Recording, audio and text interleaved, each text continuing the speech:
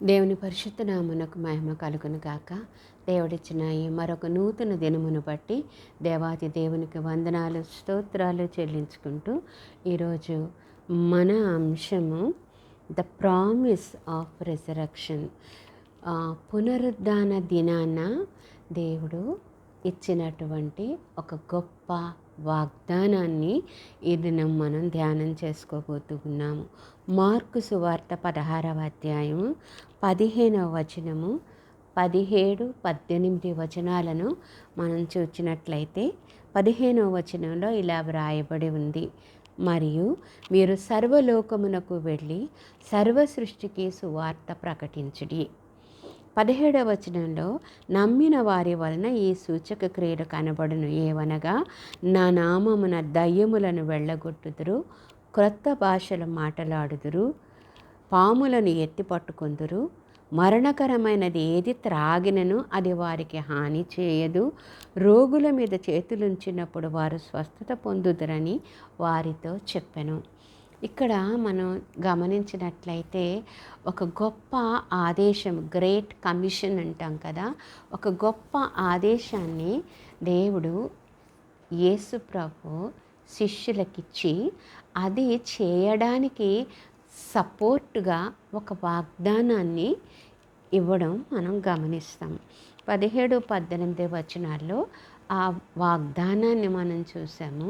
15వ వచనంలో ఆ ఆదేశాన్ని మనం చూసాము. మరి ఈ ఆదేశంలో ఈ వాగ్దానాన్ని కలిపి మనం చూసినట్లయితే ఇందులో 4 విషయాలు మనకు సుస్పష్టంగా బయలుపరచబడుతూ ఉన్నాయి. ఒకటి దేవుని యొక్క ప్లాన్, రెండవది పర్పస్, మూడవది ప్రామిస్, నాలుగవది ప్రమోషన్.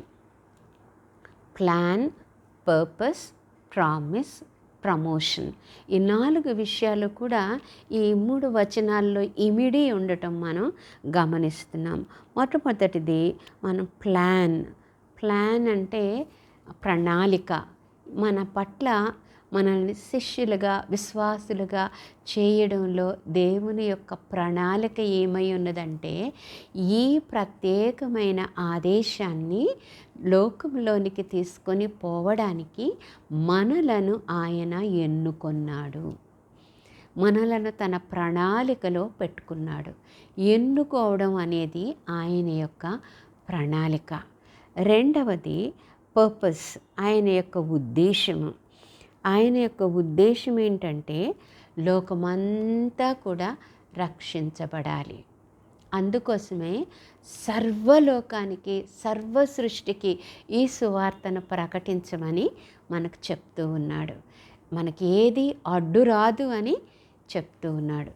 అలా చెప్పడానికి కారణం ఏంటంటే, ఉద్దేశం ఏంటంటే లోకమంతా రక్షించబడాలి. లోకమంతటి కొరకు ఆయన తన ప్రాణాన్ని పెట్టాడు. లోకమును ఎంతో ప్రేమించి ఆయన తన ప్రాణాన్ని పెట్టాడు.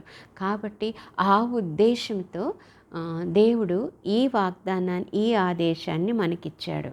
మూడవది ప్రామిస్, వాగ్దానం.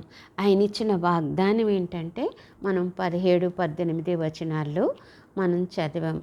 ఏంటంటే మనం దయ్యాలని వెళ్ళగొట్టే శక్తి, మరి పాములను పట్టుకున్నా అవి మనల్ని ఏమీ చేయలేకుండా మనం జయించే శక్తి, ఎత్తి పట్టుకునే శక్తి, మరి మరణకరమైనది మనం ఏది త్రాగినా అది మనకు హాని చేయని శక్తి. ఇదంతా కూడా ఈ గొప్ప శక్తిని నమ్మిన వారందరికీ ఆయన ఇచ్చినట్లుగా మనం ఇక్కడ చూస్తూ ఉన్నాం. ఇంకో మాటలో చెప్పాలంటే నథింగ్ కెన్ హార్మ్ us. ఈ వాగ్దానాన్ని దేవుడు మనకిచ్చాడు. ఆయన కొరకు మనం జీవించాలి అని తీర్మానం చేసుకుని ఆయన ఆజ్ఞకు లోబడి ఆ సువార్త ప్రకటనలో అడుగులు ముందుకు వేస్తే ఆయన వాగ్దానాన్ని ఆయన నెరవేర్చే దేవుడు. నమ్మిన వారి విషయంలో ఆయన ఇచ్చినటువంటి ఈ వాగ్దానం ఏది మనలను ఆటంకపరచదు.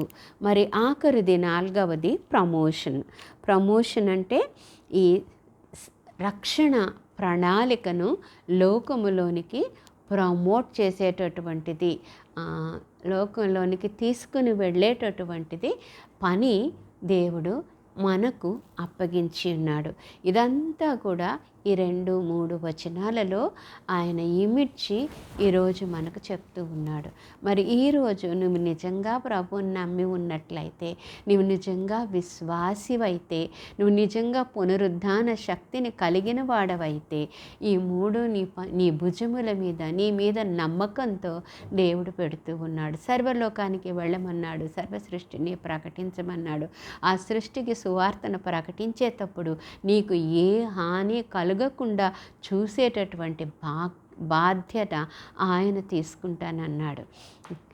Things may hurt us but they cannot harm us. అది గుర్తుపెట్టుకోవాలి. మనకు నొప్పి కలగచ్చు, కానీ మనల్ని నరకంలోనికి మాత్రం అవి తీసుకుని వెళ్ళవు. అటువంటి కృపలో దేవుడు నన్ను దీవించను కాక. పరిశుద్ధుడైన మా పరలోకపు ప్రియ తండ్రి, నీ ఘనమైన నామానికి వందనాలు ప్రభువా. నాయనా, నీవు ప్రభువా పునరుద్ధానుడవై ఆరోహణమైనప్పుడు తండ్రి మాకిచ్చినటువంటి ఈ గొప్ప ఆజ్ఞ కొరకు, ఆదేశము కొరకు వందనాలు నాయన. సర్వలోకానికి వెళ్ళి సర్వ సృష్టికి సువార్తను ప్రకటించి ఈ భూమి అంతటిని నీ రాజ్యంగా మార్చాలని, అలా మార్చటం నీ ప్రణాళిక అని, నీ ఉద్దేశమని, అలా చేయడానికి నీ శక్తిని మాకు తోడుగా ఉంచుతాననే నీ వాగ్దానం కొరకు నీకు వందనాలు చెల్లిస్తూ ఉన్నాం. దీనిని ప్రమోట్ చేసే బాధ్యత మా మీద పెట్టినందుకు నీకు వందనాలు ప్రభువా. నీవు మా మీద ఉంచిన నమ్మకాన్ని మేము వమ్ము చేయకుండా నెరవేర్చటానికి నాయన నీ కృప మాకు దయచేయమని యేసు నామములో అడిగి వేడుకొంచున్నాం తండ్రి. ఆమేన్.